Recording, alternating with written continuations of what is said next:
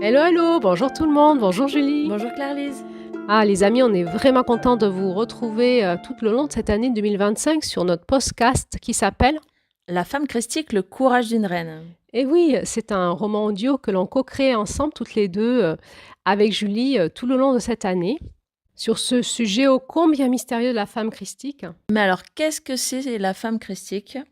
Eh bien, pour le découvrir, abonnez-vous et écoutez les audios.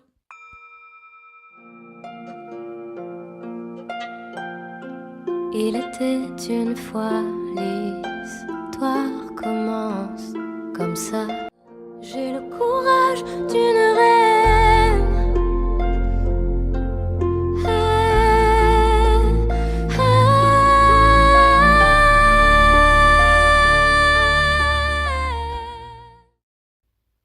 Bonjour, c'est Julie. Je suis l'auteur du 4e épisode de ce mois de mars. Dans les 3 premiers épisodes de mars, nous avons écouté les aventures d'Adeline, cette femme également guérisseuse, qui expliquait à son amie Valérie l'histoire de la chrétienté en France et faisait le pont avec ce que nous vivons à l'heure actuelle. Elles s'étaient demandé ensemble comment c'était possible en fait que ces guerres anciennes soient encore à l'ordre du jour et est-ce que l'argent nous possède ou est-ce que c'est nous qui possédons l'argent? Est-ce que finalement, dans les paroles du Christ, aime ton prochain comme toi-même, eh bien, on ne pouvait pas se demander si l'amour dans tout ça, dans tout ce qu'on vivait, c'était pas la clé pour retrouver le sens d'être ensemble et de faire nation, d'avancer dans la vie. En tout cas, il y avait beaucoup de profondeur dans leurs échanges et elles étaient en attente de leur prochaine rencontre avec Sylvie pour parler plus des femmes.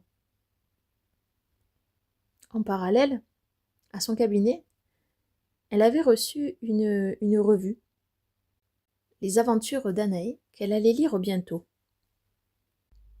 Anaé était une jeune femme, accompagnée sur son chemin, dans ses pas, par Astride, une femme plus mature, sage, une enseignante de vie. Elle avait rencontré Martha, et elles avaient échangé autour d'une mystérieuse table. Ces discussions avaient mené Anaé à s'interroger sur les chemins possibles en tant que femme sur la voie christique. Elle était soutenue sur son chemin par des arbres, des pierres, des animaux, et était allée se coucher avec cette idée qu'elle acceptait qu'elle ne savait rien, mais que la conscience allait éclairer sa présence, et que cet éclairage ne serait pas forcément agréable, mais qu'il était nécessaire. Alors, que va-t-il se passer pour elle? Nous allons le découvrir, mais avant, petit récapitulatif. Oui, alors peut-être Julie, pour ceux qui nous rejoignent en chemin, on peut rappeler que notre quête dans ce podcast s'appuie sur plusieurs référentiels spirituels, dont la roue chamanique des lunes qui nous viennent des enseignants des femmes amérindiennes sur le féminin sacré, Oui. mais aussi le référentiel de la rayonnance sacrée qui nous guide sur ces fréquences christiques. Oui, et si vous voulez en savoir plus, en fait, on avait fait ensemble en début d'année une audio d'introduction qui explique tout ça en détail. Donc cette audio, vous la retrouverez en lien dans la description sous cette vidéo. Merci Julie. Et maintenant, place au nouvel épisode.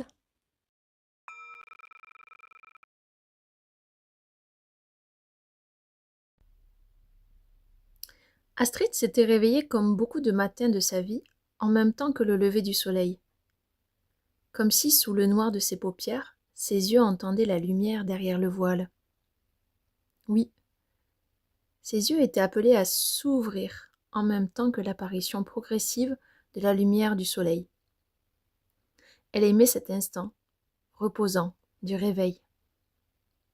Et elle se rappelait de cette phrase qu'elle avait reçue dans sa jeunesse. On peut être éveillé dans son sommeil et endormi dans sa vie. Réveille-toi, Astrid. Éveille et éduque en toi ce qui est vivant. C'est ainsi que sa vie d'enseignante avait commencé, d'abord pour elle-même avec la vie, puis des années plus tard, toujours pour elle-même, et avec d'autres. Quand elle voyait les rayons du soleil au petit matin, elle se disait toujours « Que la conscience éclaire et éveille ma présence, et que je puisse me réveiller à ce qui en moi est encore endormi, ce qui dort les yeux ouverts. » Elle écoutait souvent dans ce silence ce qui l'accompagnerait pour la journée. Aujourd'hui, la phrase qui était venue, c'était « créer du neuf ». À voir comment la journée allait se dérouler sur le parchemin de ces mots. Elle se prépara et s'élança dans les bois pour la cueillette du jour. Pendant ce temps, Anaë dormait profondément. Elle fut réveillée par l'aboiement de son chien Kiro, qui avait sans doute entendu les pas des enfants sur le parvis. Anaë sursauta, son cœur palpitant. « Ouf, aucun danger, tout va bien, j'ai juste bondi hors de mon rêve. » C'est alors qu'elle se rappela de son rêve. Une femme mystérieuse était venue lui parler du Christ comme un soleil éclairant. Elle lui avait dit que le chemin pourrait être long, quand on ne voulait pas regarder la lumière en face, mais que le soleil dans sa trajectoire reste invisible seulement pour ceux qui ne veulent pas voir, ni comprendre, ni entendre. Cette femme avait un long manteau bleu nuit, un peu comme une cape de magicienne. Elle lui avait aussi montré la beauté et la puissance des étoiles comme guide, un peu comme un code caché des cieux, un langage secret accessible dans la profondeur. Elle s'était retrouvée à bord d'un bateau, sur une mer agitée, la femme au manteau de nuit, lui enseignant à partir de quelles étoiles s'orienter sur terre, comme en mer, en écoutant les vents pour ériger les voiles. À ce moment-là, le chien avait aboyé, et ce sont les voiles de ses yeux qu'elle ouvrit. Avec une chanson à tête. Malbroute s'en va en guerre, mironton, mironton, mirontaine, Malbroute s'en va en guerre, ne sait quand reviendra, ne sait quand reviendra, ne sait quand reviendra.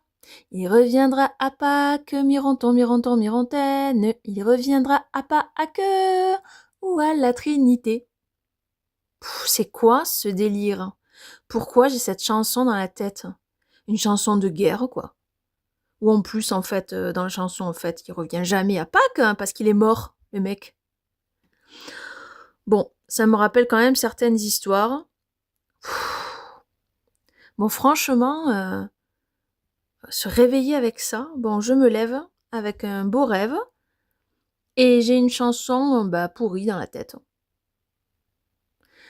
J'ai comme une vague de sensations en moi, on dirait que mes émotions déferlent comme des vagues, se fracassent sur des rochers. Je suis dans la tempête comme des éclairs, j'ai des flashs. Je crois que dans mon inconscient, je crois que l'énergie christique s'associe à la guerre, à la mort de l'homme, à la cruauté, à la tristesse des femmes, du masculin perdu, un fils, un mari, un père. Ouais, aussi à la guerre entre les hommes et les femmes, entre les humains, les animaux, voire même entre les humains et leur humanité.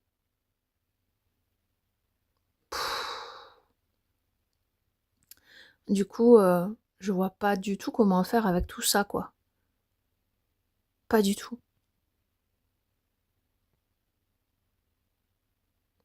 Comment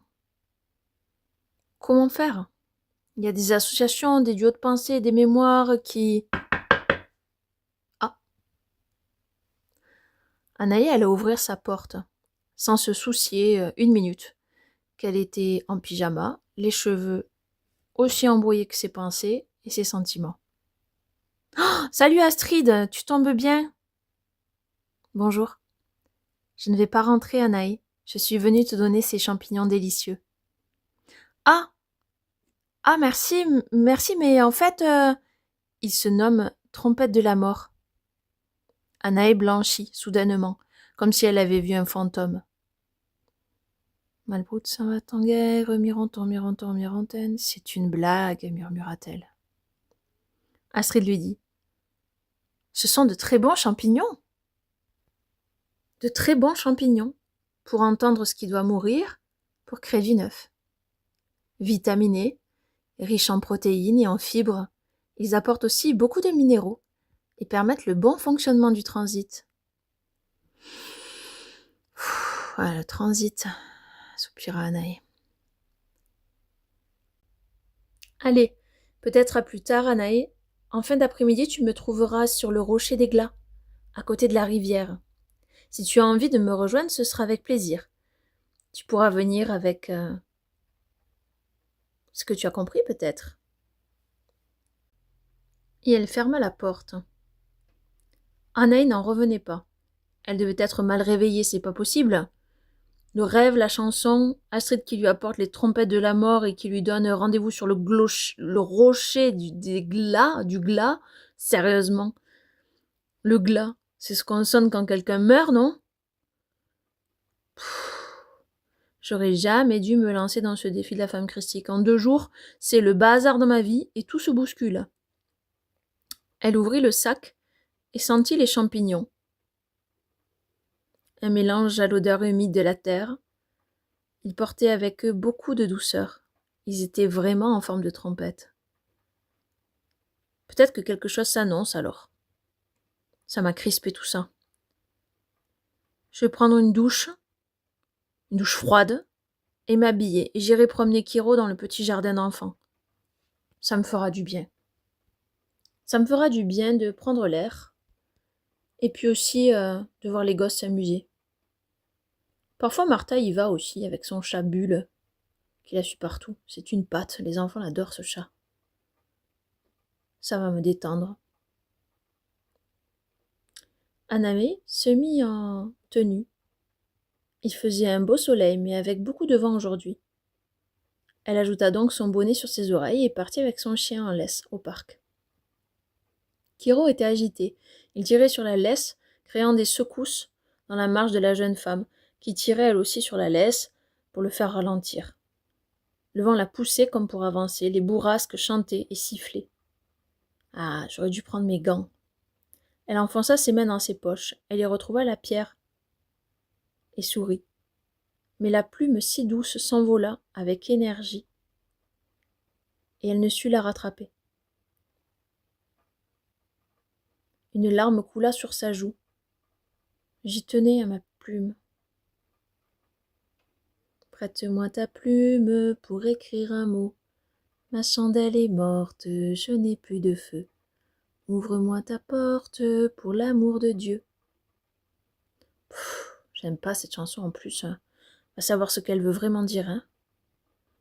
Cette chanson, elle me fait penser à toutes ces histoires, ces contes-là pour enfants, franchement. Assez horrible, en fait. Ça me fout en pétard, en fait, quand j'y pensais. Tout ce qu'on peut porter, là, colporter, transmettre.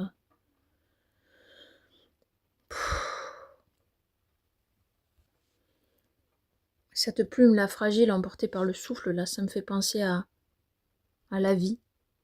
Comme un élan de souffle qui ne peut être retenu et à la mort qui emporte la vie ailleurs. Bon, et on en revient à ce que m'a dit Astrid. Entendre ce qui doit mourir. Pourquoi déjà? Je m'en souviens plus. Pourquoi faire? Dans quel but? Mince, je suis sûre que c'était important en plus. Je sais que c'est sa manière de m'aider.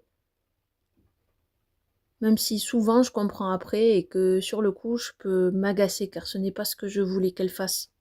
J'aurais voulu qu'elle rentre chez moi et qu'on en discute, qu'on parle de mon rêve, de la chanson.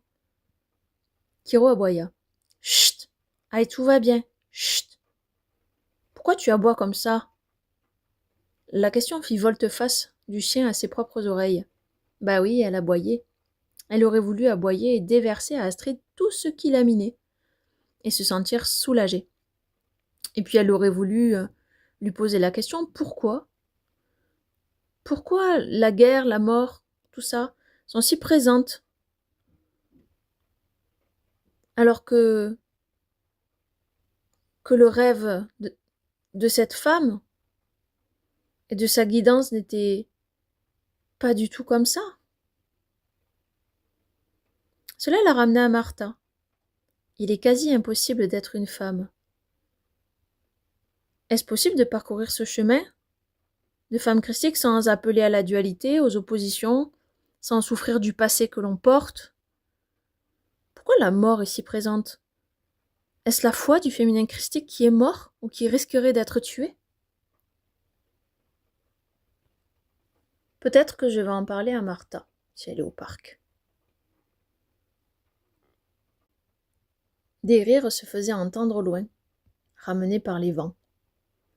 À l'approche du parc, Anaïs se sentait se rapprocher de sa propre tendresse envers toute son innocence. Elle se dit que l'innocence qu'elle empruntait en même temps que le chemin ne pourrait que la guider de manière juste. Ou peut-être était-ce là sa naïveté qui parlait? Son cœur s'était pris un vent.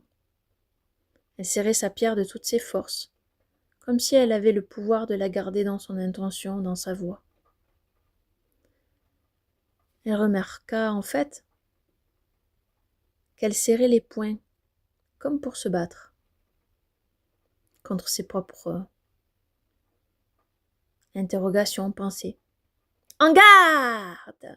En garde! Les enfants jouaient à se battre en duel, avec 2 morceaux de bois. Une petite fille en costume de fée et un petit garçon habillé en chevalier. C'était à la fois sérieux et drôle, ce duel. Kiro aussi voulait jouer. Il tira sur la laisse si fort qu'Anaï lâcha, et boum! Il s'était rué sur les enfants et avait attrapé leur bout de bois. Il voulait jouer à va chercher. La petite fille en était tombée les fesses au sol. Le petit garçon pointa son bâton, faisant mine de vouloir l'achever, sous le regard des adultes qui veillaient.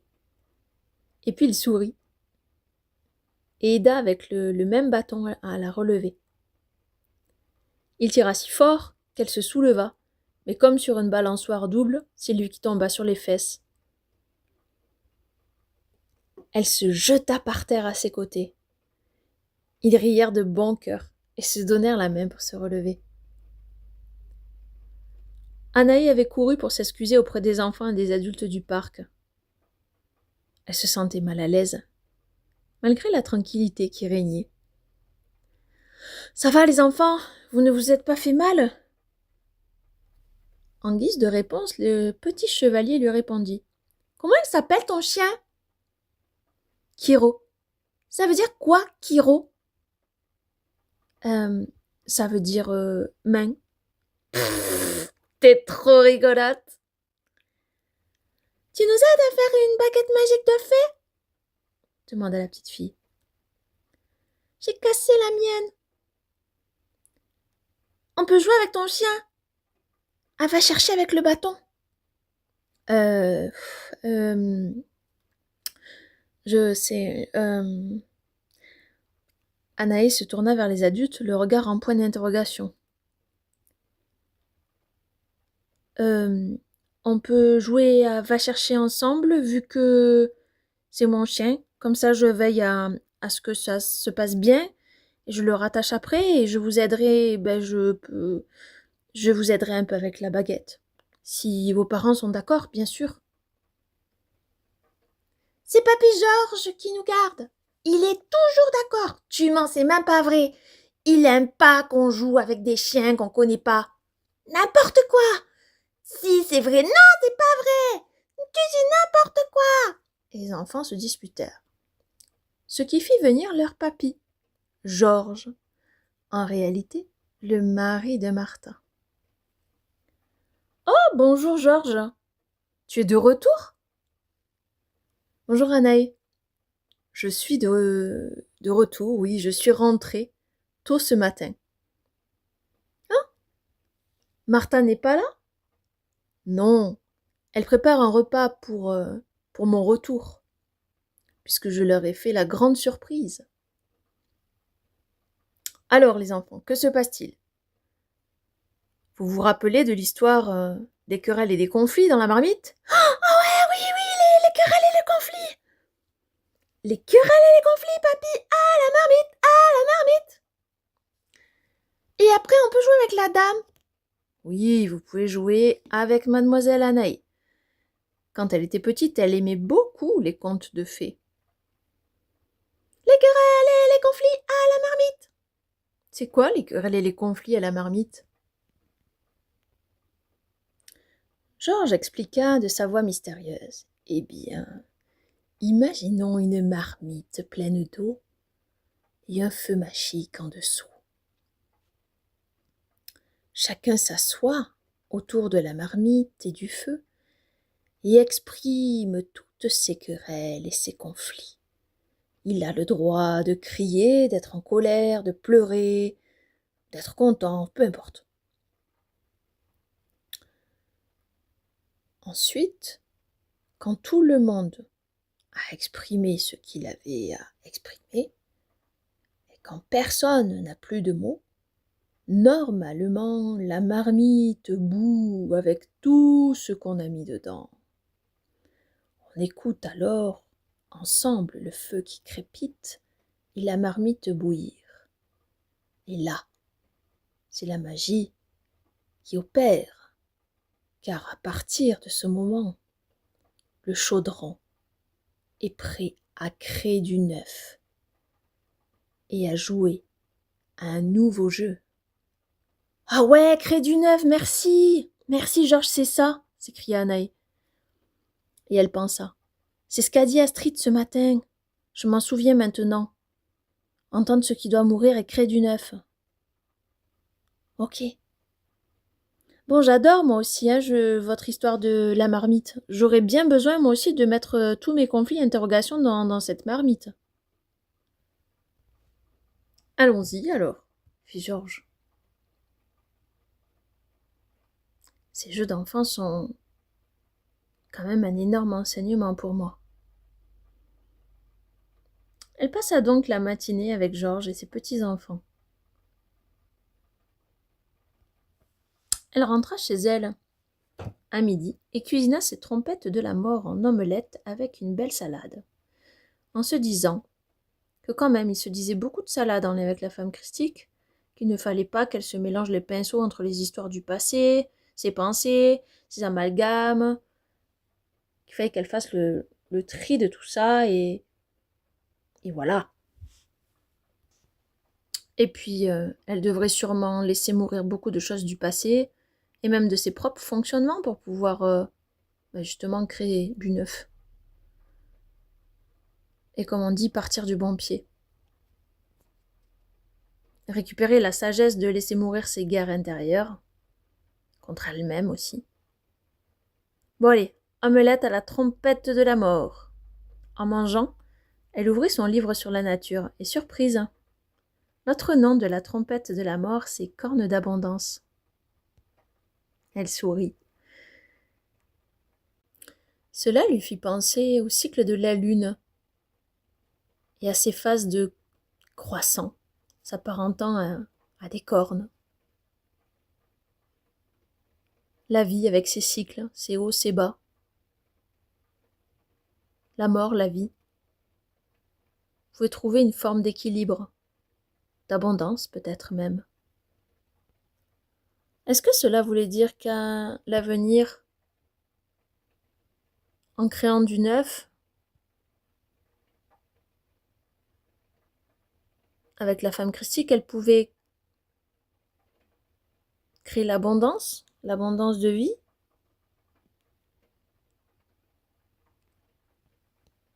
Cela lui rappela le jasmin et les abeilles et leur nectar. Et cela lui donna envie de se plonger dans son livre préféré.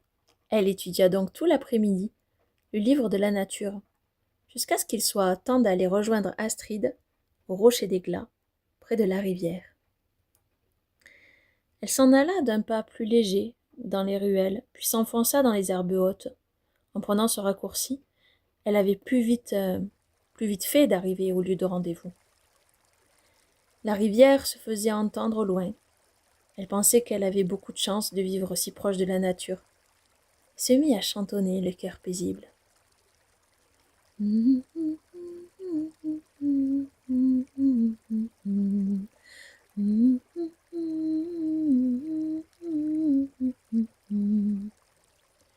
Elle vit Astrid sur le rocher d'éclat, de dos, avec une longue tresse parsemée de fleurs. Elle avait l'impression qu'elle souriait. Elle s'approcha doucement par respect. Et arrivée à sa hauteur, d'un accord de regard, s'assit à côté d'elle. Rien. Le silence.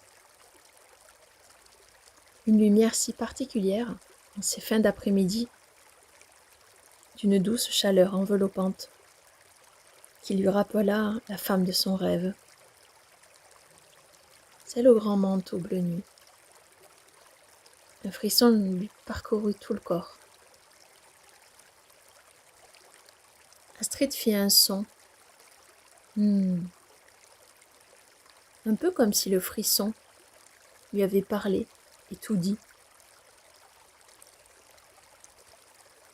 Alors, une des énergies du féminin christique est venue te voir, on dirait.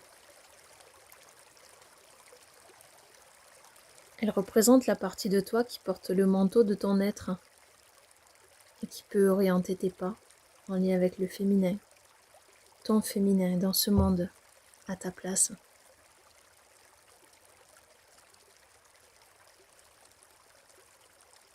Encore un long silence et un profond regard échangé entre les deux femmes.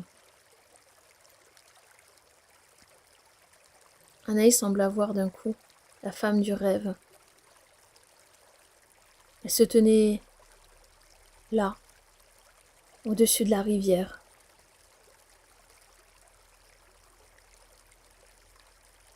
Le bruit de l'eau coulait, comme de sources en mots. De l'eau sous les ponts a coulé, tout autant que des larmes. Et la puissance de l'eau peut polir bien des roches et attendrir bien des cœurs endurcis de douleur. Cette eau de vie, guidée par ce souffle, appelle le féminin à sa source.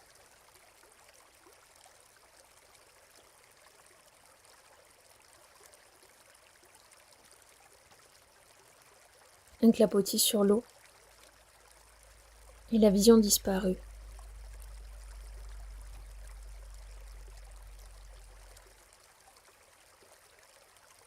Astrid poursuivit.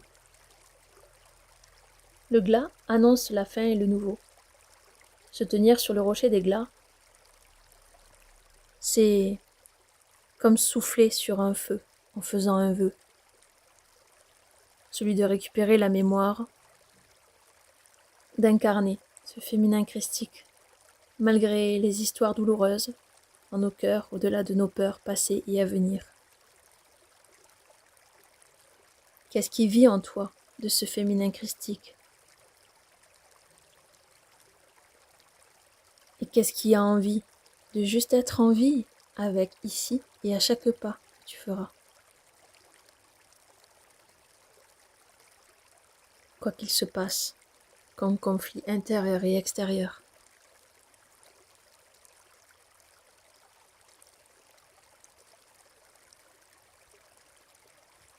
Il est dit que le sceau de Salomon protégerait et préserverait les âmes courageuses, s'avançant vers la lumière.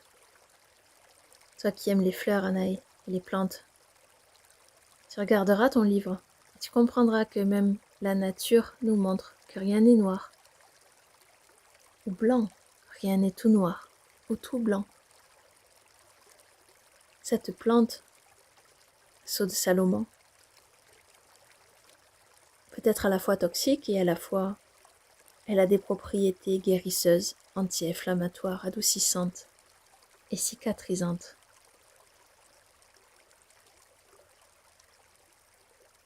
Anaï, d'habitude bien bavarde, ne pouvait parler. Les larmes coulaient comme l'eau de la rivière, ce qui faisait briller ses yeux. Ne dit-on pas que les yeux sont le miroir de l'âme? Elles restèrent assises, jusqu'à ce que la nuit les couvre de son ciel étoilé.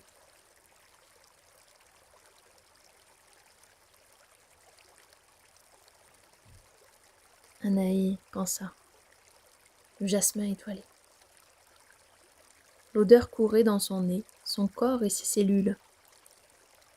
Les petites fleurs de la tresse d'Astrid, c'était du jasmin. Alors Anaï laissa couler ses mots, comme un premier secret mis au monde. Étoile, mon jasmin, celle de mon cœur de femme, je t'entends désormais me parler de l'incarnation de ma fleur dans mon jardin sacré. Que les abeilles me butinent pour que je puisse me répandre et avec d'autres fleurs sur terre m'étendre.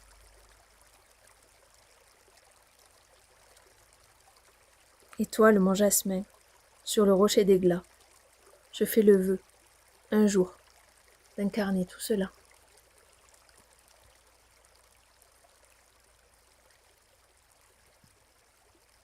Il n'y avait rien de plus à dire. Créer du neuf, avec son cœur en prière, était la première pierre posée par Anaï à l'édifice. Elles remontèrent ensemble, couvertes de ce moment de grâce. Une musique loin était perceptible.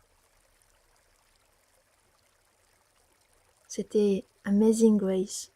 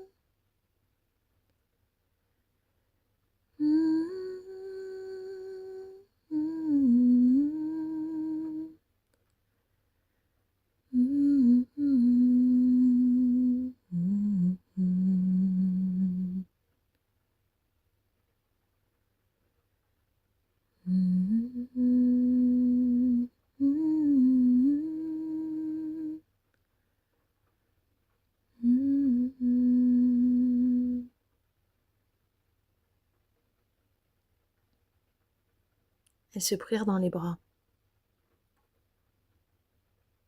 Juste au bon moment, pensa Anaï. Une porte s'ouvrit brusquement, augmentant le volume de la chanson. Martha chantait à gorge déployée. « Georges est revenu de son long voyage, je vous ai cherché sans vous trouver. Mais il m'a dit il t'avait vu, Anaï, au parc. Vous venez manger avec nous ? Nous sommes une dizaine pour fêter son retour, autant vous dire que nous ne sommes pas couchés de sitôt. » Elle était si joviale et rayonnante. C'était un grand oui, évidemment. Entrer chez elle avec tous ces gens, c'était un peu comme entrer dans le monde. Une fois tous réunis autour du feu, Martha lança « Tine, à notre nouvelle vie ensemble, et que la roue de fortune tourne. » Tine, tine, tine, tine.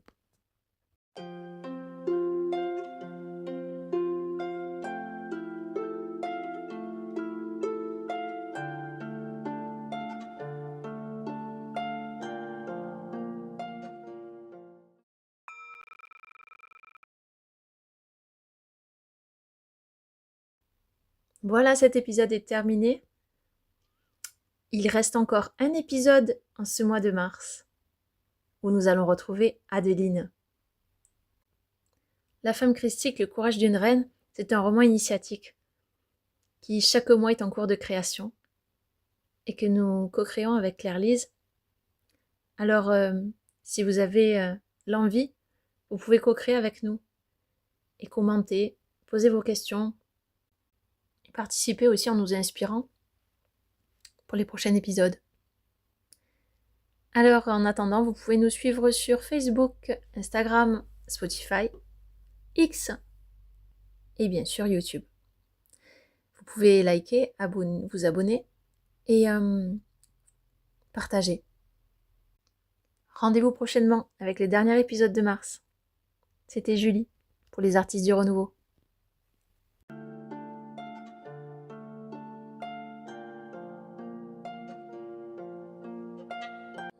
J'ai le courage d'une reine.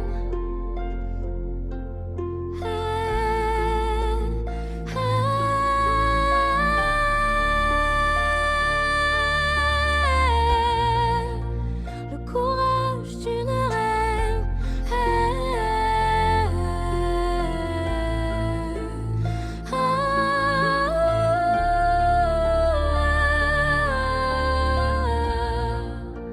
Le courage d'une reine. Il était une fois la vie nous brûle parfois. À chaque éclat de rire, j'ai gravé ton sourire. Rien que pour moi.